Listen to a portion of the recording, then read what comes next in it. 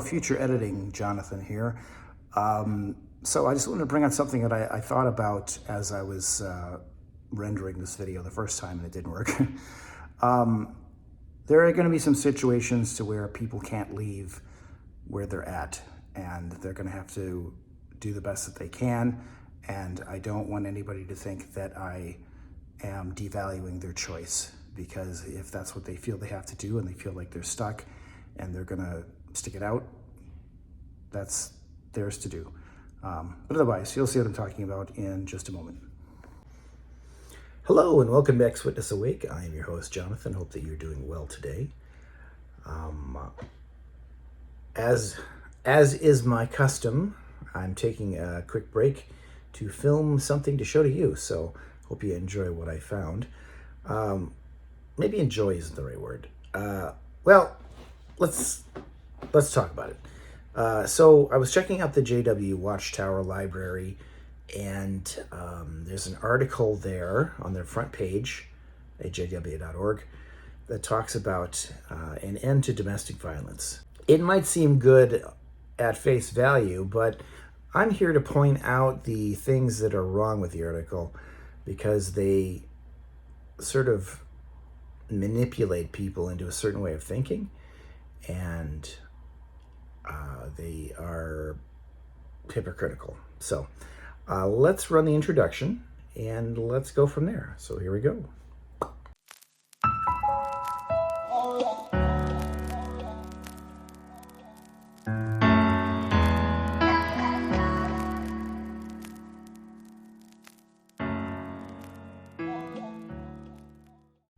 So for this article, what I'm going to do is I'm going to play it for you. It's one that has audio. So it's just going to be a static image for that. But I want you to really take note of the things that they say that kind of, well, you'll see. Yeah, so let's get into it, and here we go. Bye. An end to domestic violence. Scenario 1. Isabel's parents have come for a visit. They share an enjoyable evening with their daughter and her husband, marked by pleasant conversation. What parent would not beam with pride at the man their daughter married? He is so kind to her. Scenario 2. Frank is boiling with rage. Once again, he will take out his anger in typical fashion, which for him means hitting his wife in the face, kicking her, pulling her hair, or repeatedly knocking her head against the wall. It might surprise you to learn that both of those scenarios are about the same couple. Like many perpetrators of domestic violence, Frank knows how to put on a good guy pretense when he is in the public eye or with his wife's parents. But when he is alone with his wife, Frank is terribly cruel. Many men like Frank grew up in violent families, and as adults, they think that their behavior is acceptable, even normal. But there is nothing normal about domestic violence. That is why most people are appalled when they learn that a man has battered his wife. The following is supplementary information. Why don't they leave? Why do some wives choose to remain with a violent mate? A common reason is that they fear the abuse will get worse if they leave. Some husbands have threatened to harm or even kill their wife if she tried to escape. A number have carried out that threat. Others have hesitated to leave because they fear that their friends and relatives would turn against them, refusing to believe that the situation at home was so severe. For example, Isabel, whose experience is referred to at the outset of this article, left her husband. She states, "My sister was angry with me and urged me to return to him. She did not believe that such a good man could be so cruel. The entire neighborhood shunned me, and I was forced to move away with my children." So did you notice what was being said here? What did they highlight? The person reading this article, or the writers of this article, highlighted the fact that sometimes the reason that they don't leave is because there's a fear that they're going to be found and they're going to be treated worse, or they could be even killed, and it's sometimes that has happened. Okay, yes, sometimes that has happened, but wouldn't it be better to get out of that situation if you can? I would think so. So to highlight the fact that something bad might happen to you seems like a bit of fear mongering and a little bit of intimidation to somebody listening to this article or reading this article. Because it's like saying, occasionally, sometimes a boat will sink, so never get in a boat. Yeah, there's a chance that something bad could happen, but that doesn't mean that getting in a boat is always going to end up in a bad result. So leaving an unhealthy relationship with your spouse who is beating on you might be the way to go to avoid getting beat on, if that's something you can do. There are circumstances, and I don't want to make light of people's decisions to stay because they feel like they're stuck. That is their decision, and they got to do what they feel is right for them.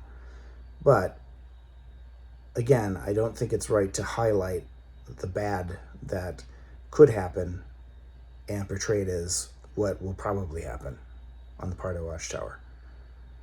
Also, you notice there it talks about the fear. Some people stay with their spouse because they're afraid that they're going to be shunned by their friends and family for making that decision to leave. Now, who knows all about shunning? Jehovah's Witnesses. So they're saying, what a bad situation would be to lose your friends and family. I feel like there's some kind of a hidden message there that you need to stick it out, because you could end up being shunned by the congregation because the brothers made a decision about your leaving and suspect you of doing something with someone else, and you could end up losing all your social network and your family ties. So it just felt a little underhanded to make that comment there. But let's continue and see what else there is.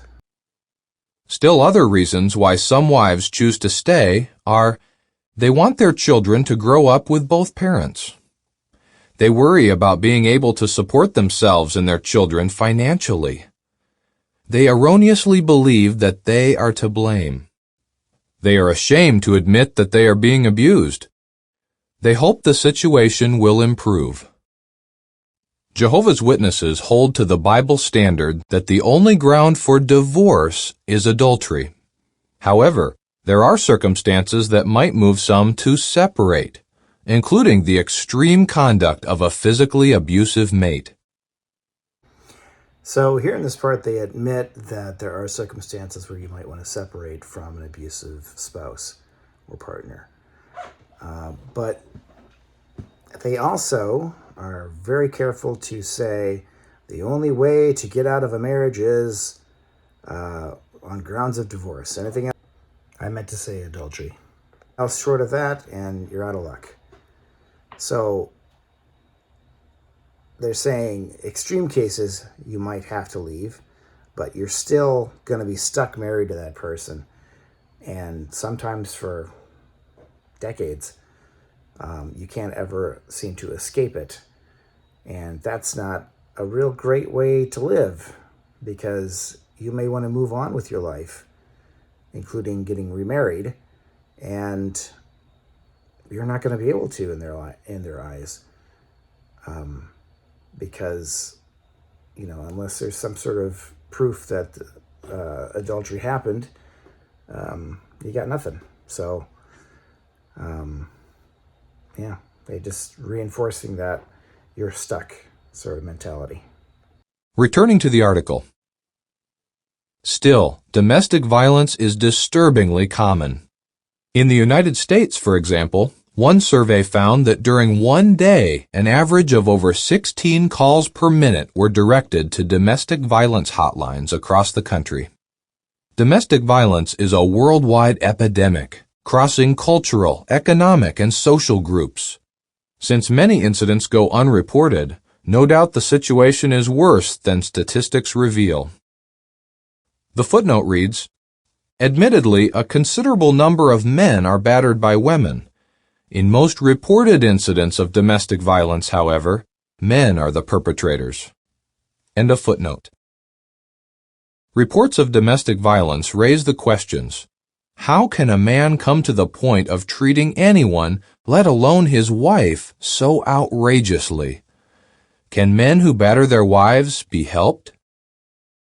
Jehovah's Witnesses, the publishers of this magazine, believe that the Bible's practical advice can help violent spouses change their behavior. Is such a reversal easy? No. Is it possible? Yes. Bible education has helped many to replace a violent disposition with one of kindness and respect. Okay, now the next part is going to be an experience between a couple. And it's a pretty awful situation. I guess I should have maybe put one of these at the beginning, a trigger warning, if this sort of thing is you find is more disturbing than you can take. But I feel like they picked this one for a reason, because it reinforces all the things that they have been implying at the beginning of the video or the recording or article. So yeah, I'm going to let it play all the way through. I'm not going to interrupt it, but I will talk about it at the end of it. So here we go. Consider the experience of Troy and Valerie. What was your relationship like at first? Valerie. On the night of our engagement, Troy slapped me so hard that I had a bruise for a week. He apologized profusely and promised he would never do it again. In the years to come, I would hear those words many times. Troy. Anything would set me off. Late meals, for instance. Once, I pistol-whipped Valerie. On another occasion, I beat her so badly that I thought I had killed her.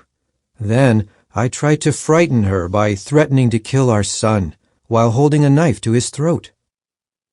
Valerie. I lived in constant fear. At times, I had to flee the house until Troy calmed down. For all that, I found his verbal abuse even more difficult to endure than the physical violence. Troy. Had you always been violent? Troy. Yes, from my childhood on. I grew up in a violent atmosphere. My father regularly beat my mother in front of me and my siblings. After he left, my mother took up with another man, and he also beat her. He also raped my sister and me. He went to prison for that. Of course, I realize that none of this excuses my behavior. Valerie, you stayed in the marriage. Why? Valerie. I was afraid. I thought to myself, what if he hunts me down and kills me, or my parents? What if I report him and the situation gets worse? When did things begin to change? Troy.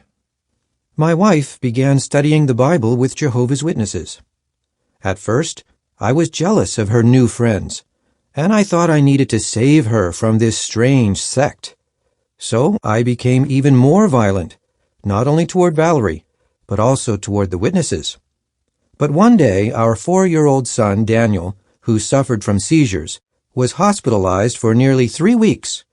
During that period, the witnesses did so much for us, even to the point of taking care of our 6-year-old daughter, Daisy Ray. After working the night shift, one witness spent the day with Daniel so that Valerie could get some sleep.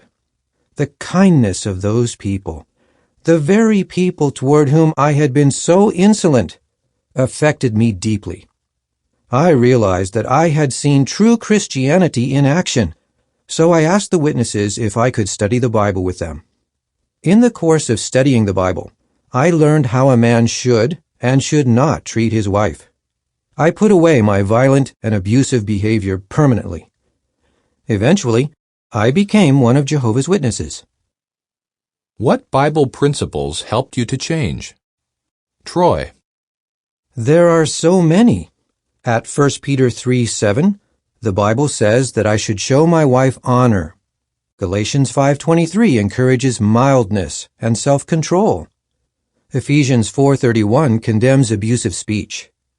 Hebrews 4:13 says that all things are openly exposed to God. So God sees my conduct, even if my neighbors do not. I also learned that I needed to change my associates, since bad associations spoil useful habits. 1 Corinthians 15:33.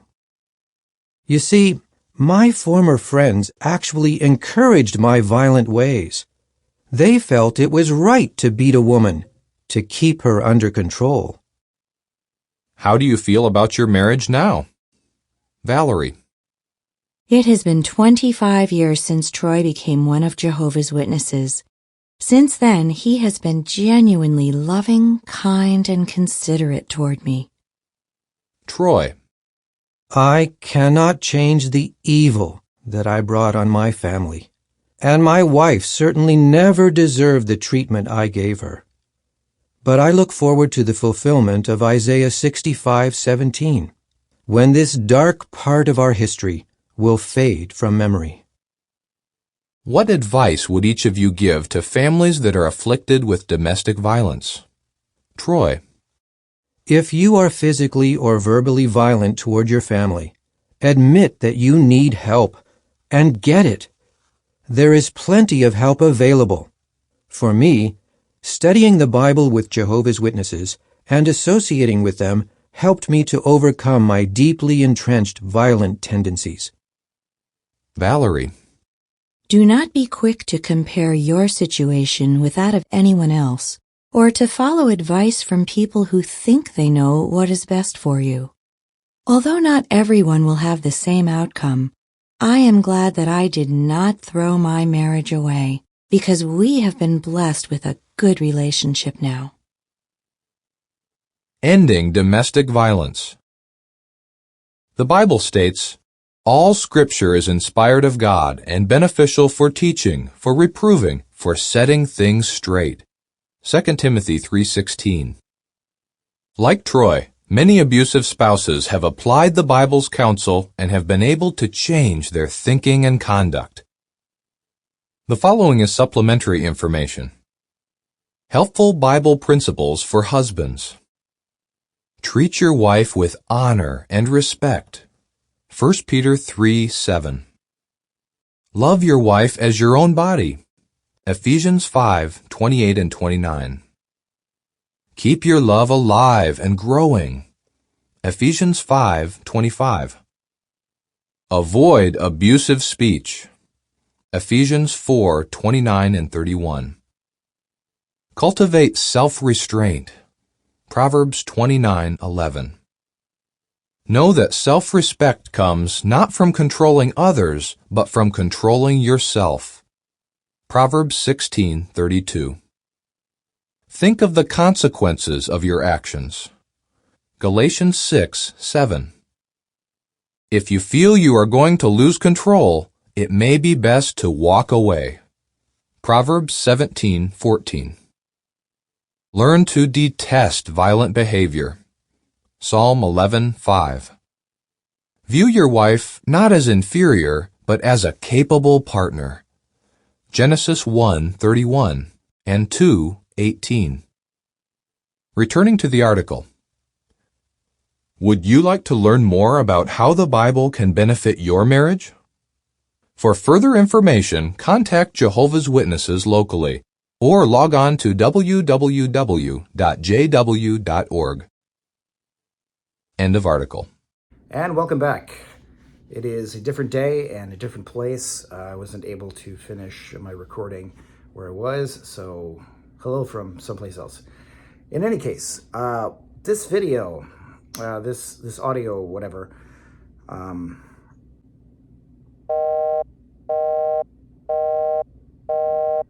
Do we know if it's a true story or not? Is this something that the writing department wrote?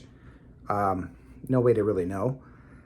It seems unlikely that somebody would stay in a relationship to where they're constantly being beaten, to where on their when they're first engaged, they get smacked in the face and they get pistol whipped and all this other stuff.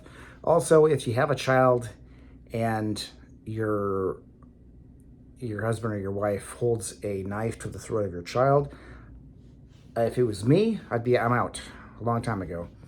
So I don't know if this is true or not, but it is a pretty horrible situation, whether it's based on true experiences or fictitious. So what are they saying is the answer here? Well, study the Bible, and what do you got to do? Well, study with Jehovah's Witnesses, because they're going to solve the problem for you. They give the advice that, seek help if for the situation that you're in. But for me, I didn't need that. I just studied the Bible with Jehovah's Witnesses, and presto changeo, I'm a different person, and suddenly we have a great relationship. It doesn't seem to be very realistic. I'm not saying that this couldn't happen, but as it's described, it doesn't seem very likely. So it also went back to where the wife was saying, why she didn't leave, because she was afraid that he might kill her or kill her, harm her parents. It's an example to where they're highlighting how sometimes you just can't run, you can't leave the situation, you're gonna have to stay where you're at and fix the problem. Well, it can't always be fixed. Your life's in danger, so you have to leave people the option to leave if they need to. And it sounds like this is a situation where someone would have left.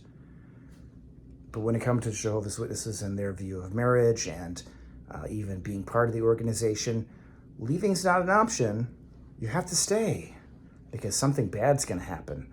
Well, the bad that can happen when it comes to just any person in the religion is you'll be shunned, you'll be disfellowshipped, we'll take your family away, we'll take your friends away.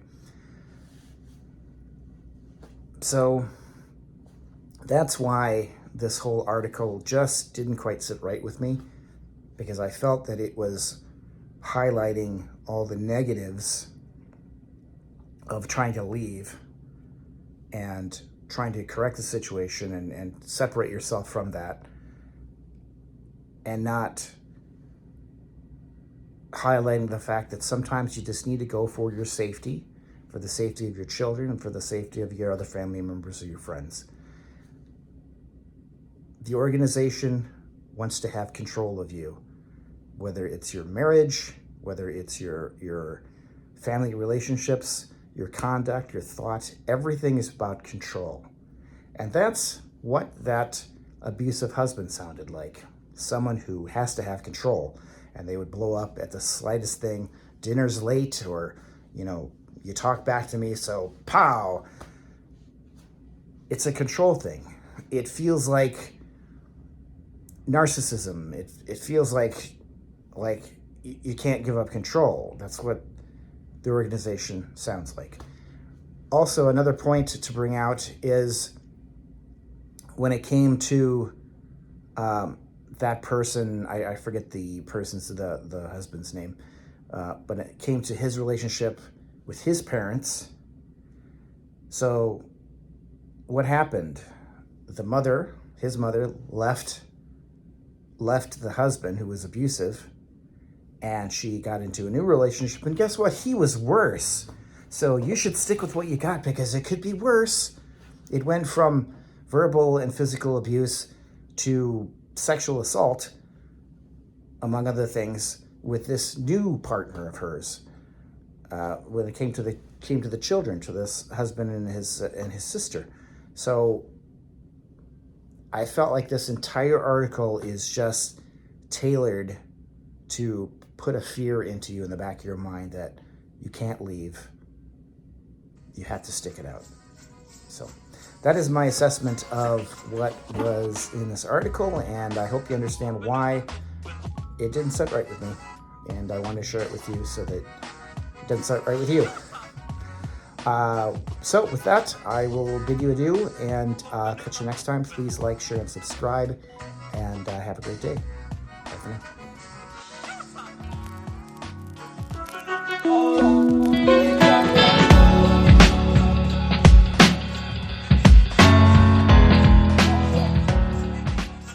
So, on its face, it seems like a good article, but I'm here to point out the manipulations, the double standards,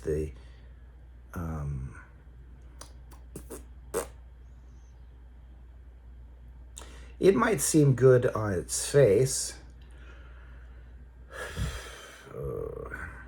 It might seem good on its face, but I'm here to point out the contradictions and the